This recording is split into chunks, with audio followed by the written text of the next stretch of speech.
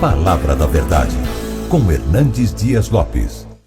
O texto que eu vou repartir com vocês está no Evangelho de Cristo, conforme o registro de João, capítulo 1. Esse é um dos textos clássicos da Bíblia para nos apresentar a pessoa de Jesus.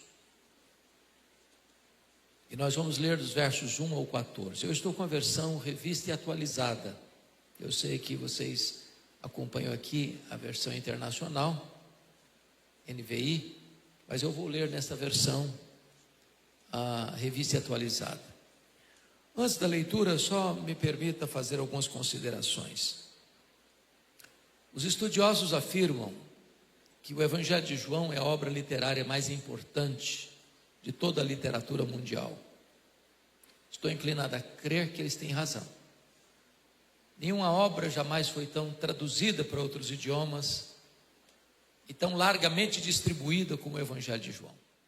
Já passam de 4 bilhões de exemplares.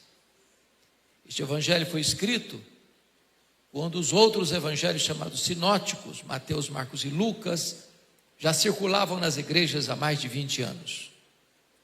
Este Evangelho foi escrito quando os demais apóstolos já estavam mortos, e todos mortos pelo viés do martírio.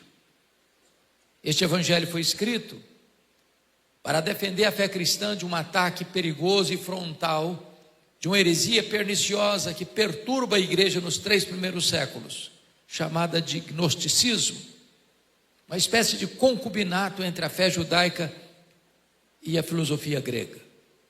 Eu acho que todos vocês têm ciência de que o Império Romano dominou o mundo politicamente, mas não filosoficamente. O pensamento grego continuou prevalecendo. E um dos pilares do pensamento grego era o dualismo, ou seja, os gregos acreditavam que a matéria que você vê e toca era essencialmente má, e o espírito invisível e imaterial essencialmente bom. Sendo assim, os gregos negavam a doutrina da criação, a doutrina da encarnação e a doutrina da ressurreição. Para os gregos, Jesus não podia ser Deus e homem ao mesmo tempo, porque se ele tinha um corpo físico, material, e ele tinha, e se para os gregos a matéria era essencialmente má, então ele não podia ser essencialmente bom. Se ele não podia ser essencialmente bom, então ele não podia ser Deus. Então começa a se negar, por influência do pensamento grego, a divindade de Cristo, já no final do 1º século. E João escreve este Evangelho para provar uma tese. Qual tese? Jesus Cristo é verdadeiramente Deus e verdadeiramente homem. Ele não deixou de ser Deus ao encarnar-se, e não deixou de ser homem ao retornar para o céu como Deus. E aqui no vestíbulo, na introdução deste Evangelho, João vai abrir as cortinas da eternidade, vai acender as luzes no palco da história e vai apresentar-nos Jesus. E ele o faz assim: no princípio era o Verbo, e o Verbo estava com Deus, e o Verbo era Deus. Ele estava no princípio com Deus. Todas as coisas foram feitas por intermédio dele, e sem ele nada do que foi feito se fez. A vida estava nele, e a vida era a luz dos homens. A luz resplandece nas trevas, e as trevas não prevaleceram contra ela. Houve um homem enviado por Deus, cujo nome era João. Este veio para testificar a respeito da luz, a fim de todos irem a crer por intermédio dele. Ele não era luz, mas veio para testificar da luz, a saber, a verdadeira luz que vinda ao mundo ilumina todo o homem. O Verbo estava no mundo, o mundo foi feito por intermédio dele, mas o mundo não o conheceu. Veio para o que era seu e os seus não o receberam. Mas a todos quantos o receberam, deu-lhes o poder de serem feitos filhos de Deus, a saber, aos que creem no seu nome. Os quais não nasceram do sangue, nem da vontade da carne, nem da vontade do homem, mas de Deus. E o Verbo se fez carne e habitou entre nós, cheio de graça e de verdade. E vimos a sua glória, glória como do unigênito do Pai. Amém. Quando João abre as cortinas da eternidade para revelar-nos Jesus, ele quase nos tira o fôlego já de começo. Porque ele começa assim: no princípio era o verbo. Vocês que certamente têm uma boa noção da língua portuguesa, percebem que o verbo ser aí não está no pretérito perfeito. Ele não diz no princípio foi o verbo. Está no pretérito imperfeito. No princípio era o verbo. Então o texto está dizendo que quando tudo começou, no princípio, e no princípio Deus criou os céus e a terra, o verbo já existia. Ele pré-existe ao princípio, ele pré-existe ao tempo, ele pré-existe à criação, ele pré-existe ao começo de tudo, portanto, ele é eterno. E como a eternidade é um atributo exclusivo de Deus, então o verbo é Deus, porque ele é eterno. Raramente você pode encontrar na literatura mundial um autor provar a sua tese na primeira declaração do seu texto. O verbo é eterno, portanto o verbo é Deus, porque a eternidade é um atributo exclusivo de Deus. Mas o verbo estava com Deus, e a expressão na língua original, estava com Deus, proston theon, significa ele estava face a face com Deus. Ora, se Deus é um ser pessoal, e Deus é, e se o verbo estava face a face com Deus, logo o verbo não é um ser impessoal, como pensavam os gregos, mas um ser pessoal, da mesma essência, da mesma substância, da mesma natureza. Nas palavras do credo niceno, Deus de Deus, luz de luz, coigual, coeterno e consubstancial com o Pai. E João concluiu: o verbo era Deus, não um ser apenas inferior a Deus, como pensar Ário de Alexandria, não apenas um ser superior aos anjos, mas um ser da mesma natureza, tendo os mesmos atributos, realizando as mesmas obras. Então eu preciso concordar com o pensador cristão C.S. Lewis quando disse o seguinte: com respeito a Jesus eu só tenho duas opções, aliás só tem três opções. Primeiro, ou ele é um mentiroso, ou ele é um lunático, um louco, ou então ele é Deus. Porque se ele não é quem ele disse ser, é um mentiroso. Se ele não é quem ele pensou ser, é um louco. Mas se ele é quem ele disse ser, bom, então ele é Deus. Só ele pode afirmar: quem me vê a mim, vê o Pai, porque eu e o Pai somos um. Só nos resta, portanto, fazer o que Tomé fez: curvarmos-nos aos seus pés e dizer: Senhor meu e Deus meu. O verbo é eterno, o verbo é pessoal, o verbo é divino. Mas o versículo 2 diz que ele estava no princípio com Deus. E a pergunta é: que princípio? E a Bíblia diz: no princípio criou Deus os céus e a terra. Quando os céus e a terra foram criados, o verbo estava lá. Mas não estava lá passivamente, porque o verso 3 diz que todas as coisas foram feitas por intermédio dele, e sem ele nada do que foi feito se fez. Isso é espantoso, porque este versículo põe o machado da verdade na raiz de algumas teorias humanas falaciosas.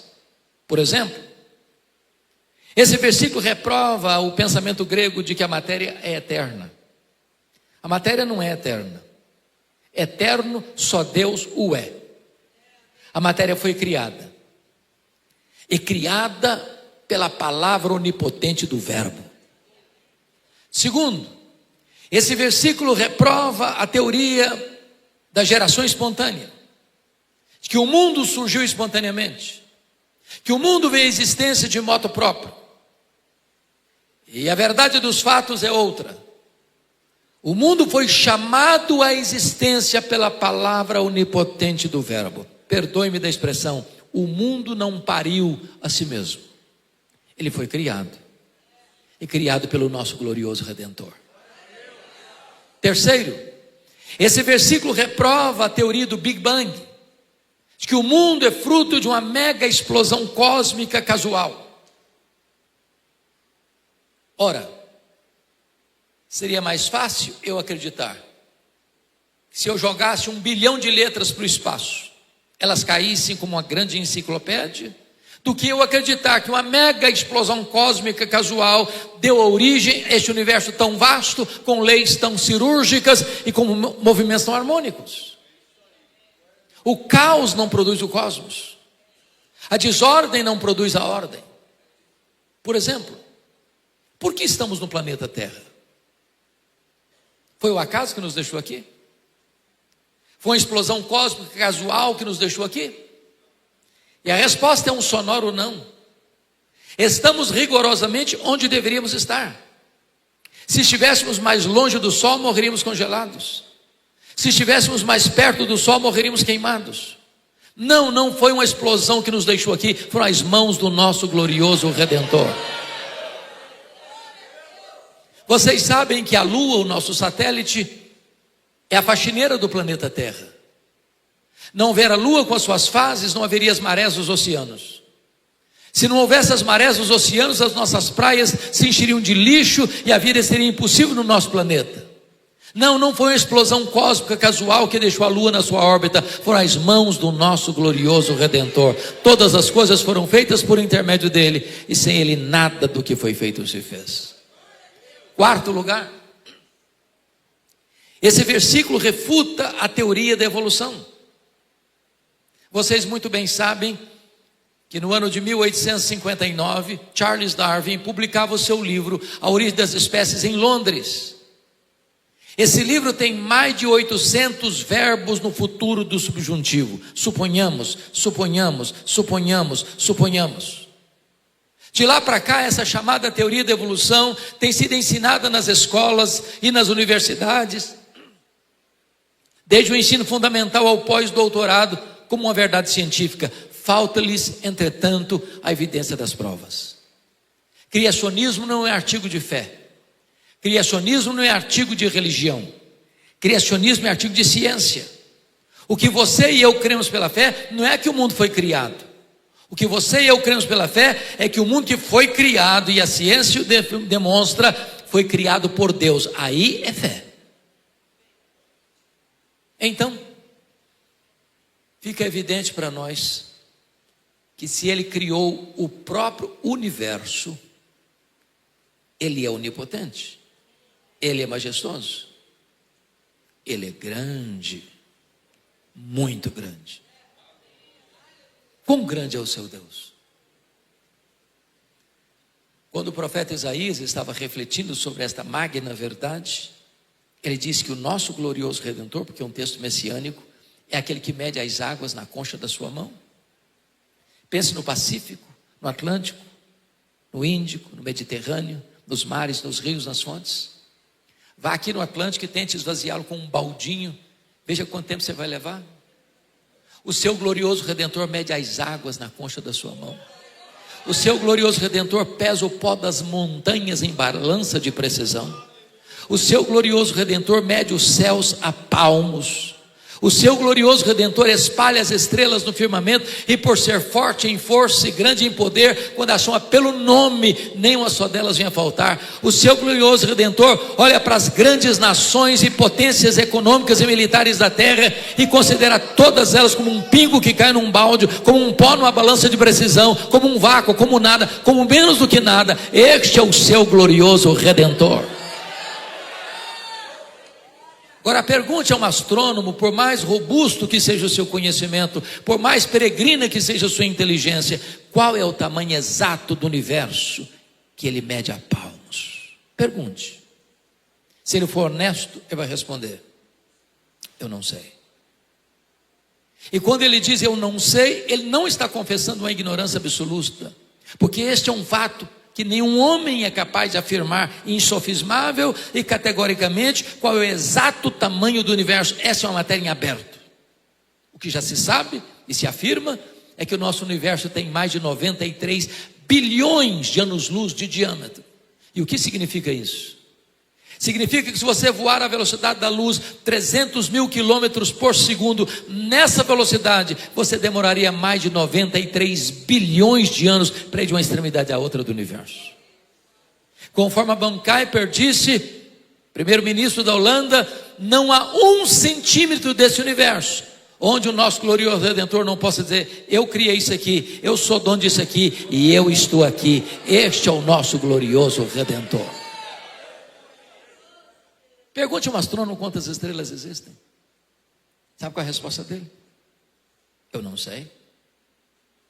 O que eles já sabem é que há mais estrelas no firmamento do que todos os grãos de areia de todas as praias e desertos do nosso planeta. Mas o nosso glorioso Redentor não apenas criou todas as estrelas, ele batizou cada uma delas pelo nome. E por ser forte em força e grande em poder, quando a chama pelo nome, nenhuma só delas vem a faltar. Este é o nosso glorioso Redentor. Até o século passado nós estávamos pasmos com a grandeza do macro-universo. De lá para cá, estamos boquiabertos com a grandeza do micro-universo. Estamos boquiabertos com a nanotecnologia. É com o fato de você poder empacotar na cabeça de um alfinete todos os dados genéticos dos mais de 8 bilhões de habitantes do planeta Terra. Se você chegar na sua casa, for na varanda do seu apartamento ou no quintal da sua casa e colher uma folha tenra e delgada, aquela folha é tão complexa ou mais do que a cidade de São Paulo. Se você pegar uma gema de ovo, ela é mais complexa do que qualquer máquina que o homem jamais inventou.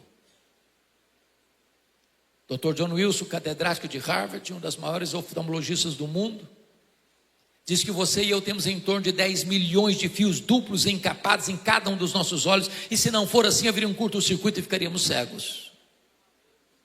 Dr. Marshall Nirenberg, prêmio Nobel de Biologia, fez uma das mais fantásticas descobertas no século passado. Ele descobriu que você e eu somos um ser programado geneticamente, computadorizadamente programados. Ele descobriu que você e eu temos em torno de 60 trilhões de células vivas, e em cada uma delas tem 1,70 m de fita DNA, onde estão gravados e computadorizados todos os seus dados genéticos, a cor dos seus olhos, a cor da sua pele, do seu temperamento. Se você espichar a fita DNA do seu corpo, você terá 102 trilhões de metros de fita DNA. Você terá 102 bilhões de quilômetros de fita DNA no seu corpo. Dá para dar diversas voltas no sistema planetário. Mais tarde o Dr. Loy afirmou que código de vida não se origina espontaneamente, códigos de vida não se originam de uma evolução de milhões e milhões de anos. Códigos de vida foram plantados em você pelo Deus Todo-Poderoso, Criador dos céus e da terra, e este é o nosso glorioso Redentor, porque todas as coisas foram feitas por intermédio dele, e sem ele nada do que foi feito se fez. Quando chega no verso 4, João diz: a vida estava nele, e a vida era a luz dos homens. Isso é glorioso, sabe por quê? Porque tudo que tem vida, recebeu vida dele. Anjos, homens, animais, voláteis, terrestres e aquáticos. Mas alguém pergunta: mas então quem criou Deus? E a resposta é: ninguém. Ele não foi criado, ele é o Criador. Mas alguém pergunta: mas então quando ele passou a existir? E a resposta: ele não passou a existir. Ele é eterno. Ele é o Pai da eternidade. O simples fato de você e eu estarmos aqui nesta noite é uma prova que ele existe. Porque nele vivemos, nos movemos e existimos. Ele quem nos dá a vida, a respiração e tudo mais. Se ele fechar a torneira do oxigênio, você e eu caímos e viramos pó. Mas o texto diz que ele é a luz. E a luz resplandece nas trevas, e as trevas não prevaleceram contra ela. Isso é glorioso, sabe por quê? Porque você e eu jamais vimos e jamais veremos a luz ter medo das trevas. Por mais trevosa que seja a treva, quando a luz chega, a treva tem que ir embora. E o que significa isso? Significa que ninguém pode desbancar Jesus, ninguém pode destronar Jesus, ninguém pode deslustrar a pessoa de Jesus, ninguém pode derrotar Jesus. A luz vence as trevas, e onde Jesus Cristo chega, chega a luz, chega a vitória, chega a salvação, chega a libertação, chega a cura, chega a redenção, porque Ele é a luz, e a luz resplandece nas trevas, e as trevas não prevalecerão contra ela.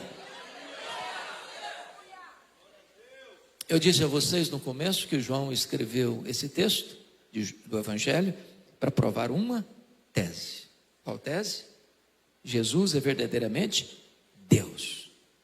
Até aqui no versículo 5 ele prova essa tese de duas maneiras. Primeiro, Ele é Deus porque tem os mesmos atributos de Deus. Ele é eterno, Ele é pessoal, Ele é divino, Ele é autoexistente. Segundo, Ele é Deus porque Ele realiza as mesmas obras de Deus. Ele é o Criador, Ele é o doador e sustentador da vida. Então, se isso é fato, e é, preciso lhe dizer algo muito solene. Você não pode sair daqui hoje neutro em relação a Jesus. Vou lhe propor um paradoxo. Você é obrigado nesta noite a tomar uma decisão em relação a Jesus. E o paradoxo é este: você é escravo da sua liberdade. Ilustro o paradoxo. Imagine que você é alguém dentro de uma canoa, rio abaixo, à beira de um abismo. Você tem que tomar uma decisão. Ou você pula da canoa e nada até a margem, ou você rema e ancora a canoa num lugar seguro, ou você finge que não tem abismo e fica dentro da canoa até ser esmagado pela fúria das águas. Só uma coisa você não pode deixar de fazer: tomar uma decisão. Mas talvez você veio aqui, e você tão bem-vindo aqui, e você esteja cogitando no seu coração: bom, eu estou aqui, mas não vou tomar decisão, eu não quero tomar decisão, e aliás eu tenho raiva de quem decide, eu estou indeciso. E eu quero lhe dizer que a indecisão é uma decisão. A indecisão é a decisão de não decidir. Só que com respeito a Jesus isso é impossível, pois foi Ele quem disse: quem não é por mim, é contra mim, quem comigo não junta, espalha. É por isso que a partir de agora, do verso 6, João vai elencar para nós 3 decisões em relação a Jesus. A primeira decisão está nos versos 6 a 9, percebam aí no texto, por favor. Houve um homem enviado por Deus, cujo nome era João. Este veio para testificar da luz, a fim de todos virem a crer por intermédio dele. Ele não era luz, mas veio para testificar da luz, a saber, a verdadeira luz que vindo ao mundo ilumina todo o homem. Ele está falando de João Batista. Notem comigo, de Malaquias a João Batista tem um período de 400 anos. Nós conhecemos esse período como silêncio profético, período interbíblico. Tinha templo, tinha música, tinha festa, tinha sacrifícios, mas não tinha a palavra de Deus. 400 anos onde Deus não falava. Depois de 400 anos, diz a Bíblia, lá em Lucas 3, que veio a palavra do Senhor a João, filho de Zacarias, no deserto, e ele percorreu toda a circunvizinhança do Jordão, pregando o batismo de arrependimento para a remissão de pecados, e as multidões fluíram para o deserto para ouvi-lo. Toda a província da Judéia, toda a circunvizinhança do Jordão, toda a cidade de Jerusalém, multidões e multidões. Até que, num dado momento, todas as multidões, unanimemente, sem exceção, cogitaram um fato: esse João Batista não é precursor do Messias coisa nenhuma, ele é o próprio Messias. O texto diz que todos, sem exceção, pensaram isso. E essa cogitação unânime da multidão transforma-se numa pergunta sedutora e perigosa, que beija os ouvidos de João Batista com a voz sedosa e aveludada da serpente. E a pergunta era esta: porventura tu não és o próprio Cristo? Olha a tentação aí, olha a tentativa de botar um homem no pedestal aí. João Batista não engoliu aquela isca venenosa. Ele foi categórico, disse: não, eu não sou o Messias, eu vim preparar o caminho do Messias. Eu não sou o verbo, eu sou apenas uma voz que clama no deserto. Eu não sou a luz, eu aponto para Jesus e digo: esta é a verdadeira luz que vindo ao mundo ilumina todo homem. Eu não sou o cordeiro, eu aponto para Jesus e digo: este é o cordeiro de Deus que tira o pecado do mundo. Eu não sou o noivo, eu sou apenas um amigo do noivo. Eu batizo com água, mas aquele que vem depois de mim é mais poderoso que eu, e ele vos batizará com o Espírito Santo e com fogo. Eu não sou nem sequer digno de me curvar, desatar as correias das suas sandálias. Eu tenho um lema de vida: convém que ele cresça e que eu diminua.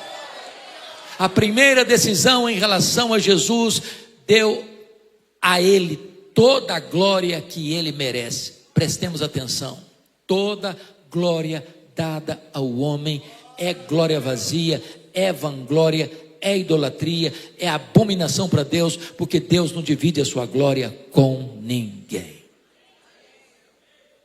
A segunda decisão com respeito a Jesus está nos versos 10 e 11. É a rejeição de Jesus. O Verbo estava no mundo, o mundo foi feito por intermédio dele, mas o mundo não o conheceu. Permita-me perguntar, me respondam por favor: quantas vezes aparece a palavra mundo no verso 10? Me respondam. Quantas vezes? 3 vezes. No grego é a mesma palavra: cosmos, cosmos, cosmos. Mas cada vez que a palavra cosmos aparece aí, ela tem um significado diferente. O Verbo estava no mundo. Que mundo? Mundo geográfico. O mundo foi feito por intermédio dele. Que mundo? O mundo material. O mundo não conheceu. Que mundo? O mundo das pessoas. Então preste atenção ao ler sua Bíblia, porque às vezes uma mesma palavra repetida num único versículo pode ter significado diferente. Então ele agora esclarece no verso 11: veio para o que era seu, e os seus não receberam. E quem são os seus aí? Os judeus. E por que os judeus não o receberam? Por falta de luz? Não, por falta de olhos. Por falta de evidências? Não, por falta de fé. Porque todo o Antigo Testamento aponta para Jesus. Ele é a semente da mulher, ele é o descendente de Abraão, ele é o cordeiro da Páscoa, ele é a coluna de nuvem, ele é a coluna de fogo, ele é o maná que veio do céu, ele é a água que brotou da rocha, ele é representado pelo tabernáculo, ele é representado pela arca da aliança, ele é representado pelo templo, ele é representado pelas festas, ele é representado pelos sacrifícios, ele é representado pelo sábado. Tudo era sombra dele. Ele é a realidade. Na plenitude dos tempos ele veio, nascido de mulher, nascido sob a lei. O Verbo se fez carne e ele andou por toda parte fazendo bem, libertando os oprimidos do diabo. Os cegos viram, os surdos ouviram, os mudos falaram, os coxos andaram, os mortos ressuscitaram, mas os seus não o receberam. Deus tem me dado o privilégio de levar caravanas todos os anos a Israel, e uma das cenas para mim mais doídas é você chegar num Monte das Lamentações e perceber que crianças, adolescentes, jovens, velhos, oram fervorosamente, aguardando ainda o Messias, que já veio há 2000 anos, na pessoa de Jesus de Nazaré. O véu ainda está posto. Cuidado para que você, tendo tanto conhecimento da verdade, ainda rejeite a verdade. Porque a Bíblia pergunta: como escaparemos nós se negligenciarmos tão grande salvação? Mas agora vejamos, em terceiro e último lugar, a última decisão com respeito a Jesus, versículos 12 e 13. Porque o verso 12 começa com a conjunção adversativa: mas a todos quantos o receberam, deu-lhes o poder de serem feitos filhos de Deus. A pergunta é: todos quantos? Todos quem? E a resposta é: todos judeus, todos gentios, todos homens, todos mulheres, todos crianças, todos jovens, todos adultos, todos velhos, todos ricos, todos pobres, Todos doutores, todos analfabetos, todos empresários, todos empregados, todos governantes, todos governados, todos religiosos, todos não religiosos, todos daqui, todos dali, todos da além. Não importa de onde você vem, não importa para onde você vai. Se você receber a Jesus, você recebe o poder de ser feito filho de Deus. Consequentemente, nem todos são filhos de Deus. Ser filho de Deus não é uma coisa natural. Ser filho de Deus é a coisa mais extraordinária, milagrosa que pode acontecer na sua vida. É ter um novo coração, uma nova mente, uma nova vida, uma nova família, uma nova pátria, uma nova herança. É ser nova criatura. Agora, João nos esclarece melhor no verso 13 o que não é ser filho de Deus. Ele diz assim: os quais não nasceram do sangue. E o que significa isso? Significa que ser filho de Deus não é uma experiência hereditária. Há no Brasil um ditado popular: filho de peixe, peixinho é. Mas não é verdade que filho de crente, crentinho é. Para ser filho de Deus tem que nascer de cima, tem que nascer do alto, tem que nascer da água e do Espírito, tem que nascer de novo, tem que ser nova criatura. Segundo, os quais não nasceram do sangue nem da vontade da carne. O que significa nem da vontade da carne? Significa que nenhum de nós tem competência para nos autodeclararmos filhos de Deus. A salvação não está na sua mão, não está na minha mão, não está na mão da igreja, não está na mão da denominação religiosa, não está na mão de um concílio eclesiástico. A salvação está na mão de Deus. Só Deus pode fazer de você seu filho. E o que Ele requer e exige de todos quantos receberam a Jesus, deu-lhes o poder de serem feitos filhos de Deus.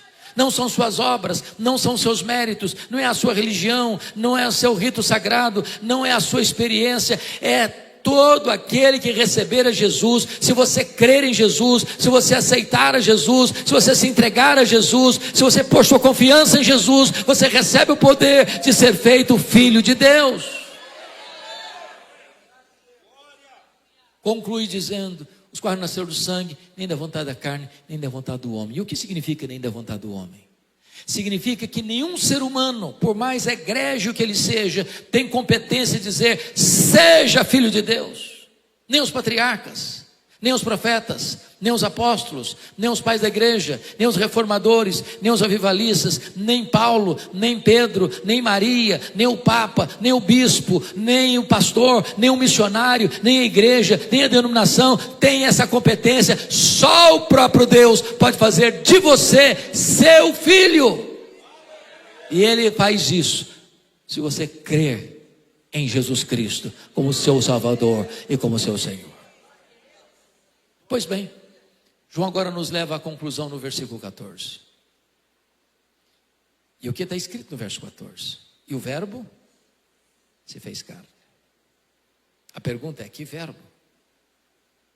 E a resposta é o verbo pessoal, divino, eterno. O verbo que é Deus, autoexistente, infinito, imenso, eterno, imutável, onipotente, onipresente, onisciente, transcendente, soberano. O verbo que é maior que tudo quando Ele criou, que nem os céus dos céus pode contê-lo. Agora, esse verbo, diz Paulo em Filipenses 2,6, a si mesmo se esvaziou. Ele não foi esvaziado, Ele se esvaziou. E foi se esvaziando, a ponto de tornar-se um zigoto, um embrião, um feto, um bebê que nasceu de uma virgem, foi enfaixado e colocado num coxo de animal comer, mangiare, manjedoura. Aquele bebê era o próprio Criador do universo. Ele não veio para ficar longe de nós, não. Ele veio para estar entre nós. Ele vestiu pele humana, Ele calçou as sandálias da humildade, Ele pisou o nosso chão, Ele comeu o nosso pão, Ele bebeu a nossa água, Ele chorou a nossa lágrima, Ele sentiu a nossa dor, Ele carregou sobre o seu corpo no madeiro os nossos pecados, Ele morreu pelos nossos pecados, Ele ressuscitou para a nossa justificação, Ele voltou para o céu, Ele está sentado à destra de Deus, Ele derramou o Espírito Santo e Ele vai voltar para buscar a sua igreja. Mas ele não veio cheio de justiça e juízo, porque nos fulminaria. O melhor de nós são as nossas justiças. E aos olhos dele, as nossas justiças não passam de trapos de imundícia. E essa palavra é muito pesada. A língua original traz a ideia de que trapo de imundícia é a ideia do absorvente feminino que ela usa, enrola num plástico e joga no lixo. Isso é o melhor de nós. E o pior de nós, o que seria? Se ele viesse cheio de justiça, ele nos fulminaria. Mas ele veio cheio de graça. Nos apanhou sujos, contaminados, depravados, condenados, mortos nos nossos delitos e pecados. Ele nos deu vida, Ele nos limpou, Ele nos lavou, Ele nos restaurou, Ele nos reconciliou com o Pai, Ele nos fez assentar com Ele nas regiões celestes, acima de todo principado e potestade. E João conclui assim: e vimos a sua glória, glória como do unigênito do Pai. Ele é a própria expressão de Deus, Ele é a exata expressão do ser de Deus. Nele habitou corporalmente toda a plenitude da divindade, portanto Ele é Deus. Está provada a tese de João: Ele é Deus. Mas permita-me duas aplicações breves antes de encerrar. O que me impressiona é que quando João estende para o restante do livro, ele segue a mesma toada, provando as duas teses. Ele é Deus porque tem os mesmos atributos de Deus, e Ele é Deus porque Ele realiza as mesmas obras de Deus. O que João vai fazer? Ele vai selecionar 7 milagres em toda a sua obra. Por que 7? É o número da perfeição. Para provar que tese? Se Ele faz as obras de Deus, então Ele é Deus. Então João seleciona 7 milagres. Primeiro milagre, capítulo 2, é transformar água em vinho. Segundo milagre, capítulo 4, ele cura o filho do oficial. Terceiro milagre, capítulo 5, ele cura um paralítico de Betesda. Quarto milagre, capítulo 6, ele multiplica pães e peixes. Quinto milagre, capítulo 6, ele anda sobre o mar. Sexto milagre, capítulo 9, ele cura o cego de nascença. Sétimo milagre, capítulo 11, ele ressuscita Lázaro. Se ele faz as obras de Deus, então ele é Deus. Está provada a tese de João.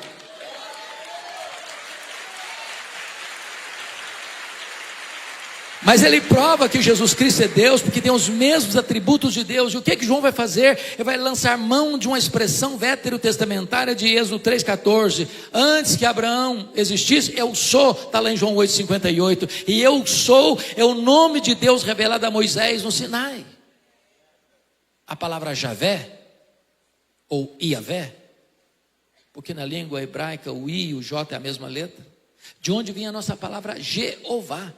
Jeová, na verdade, não é um nome de Deus, é a junção de 2 nomes de Deus. Quando você pega as consoantes de Javé com as vogais de Adonai, você forma a palavra Jeová, pois Jesus é o Jeová do Velho Testamento. O que João vai fazer? Fazer 7 declarações de Jesus: eu sou. Primeira declaração, João 6,35, eu sou o pão da vida. Segunda declaração, João 8,12, eu sou a luz do mundo. Terceira declaração, João 10,9, eu sou a porta. Quarta declaração, João 10,11, eu sou o bom pastor. Quinta declaração, João 11,25, eu sou a ressurreição e a vida. Sexta declaração, João 14,6, eu sou o caminho, a verdade e a vida. Sétima declaração, João 15,1, eu sou a videira verdadeira. Se ele tem os mesmos atributos de Deus, então ele é Deus. Está provada a tese de João. Mas a segunda aplicação, pastor Nicolas, para mim é um grande mistério. Porque dessas 7 declarações, uma delas Jesus reparte com a igreja. Ele disse em João 8,12, eu sou a luz do mundo. Mas ele disse em Mateus 5,14, vós sois a luz do mundo. Agora, preste atenção. Jesus nunca disse assim para a igreja, vós sois o pão da vida. Quem se alimentar de vós nunca mais terá fome. Ele nunca disse isso para a igreja. Como nunca disse assim para a igreja, vós sois a porta, quem entrar por vós será salvo. Entrará e sairá e achará pastais. Ele nunca disse isso para a igreja. Como ele nunca disse assim para a igreja, vós sois o bom pastor que deu a vida pelas ovelhas. Ele nunca disse isso para a igreja. Como nunca disse para a igreja, vós sois a ressurreição e a vida, quem crer em vós não morrerá eternamente. Eu nunca disse isso para a igreja. Como também nunca disse para a igreja: vós sois o caminho, a verdade e a vida, e ninguém vem ao Pai senão por vós. Ele nunca disse isso para a igreja. Como nunca disse para a igreja: vós sois a videira verdadeira. Mas ele disse: eu sou a luz do mundo. E disse: vós sois a luz do mundo. Como entender esse mistério? Para esclarecê-lo, permitam-me 2 perguntas. Primeira pergunta: o sol brilha? E a resposta é sim, o sol brilha. E por que o sol brilha? Porque o sol tem luz própria. Sabe por que Jesus brilha? Porque ele é o sol da justiça. Ele é a verdadeira luz que, vindo ao mundo, ilumina a todo homem. Segunda pergunta: a lua brilha? E a resposta é sim, a lua brilha. Mas como a lua brilha? A lua não tem luz própria. A lua só brilha na medida em que ela reflete a luz do sol. Agora entendamos. A igreja não é luz do mundo na mesma medida que Jesus é luz do mundo. A igreja não tem luz própria. A igreja só brilha na medida em que ela reflete a luz de Jesus, o sol da justiça, a verdadeira luz que vindo ao mundo ilumina todo homem. Então o papel da igreja Lagoinha de Barra Funda, o papel das igrejas aqui representadas é sairmos para as ruas, para as avenidas, para as praças, para as escolas, para as universidades, para os hospitais, para o comércio, para a indústria, para os campos, levando essa luz e deixando essa luz brilhar, porque só Ele, Jesus, é digno de honra, de glória e de louvor, agora e eternamente. Aleluia. Amém.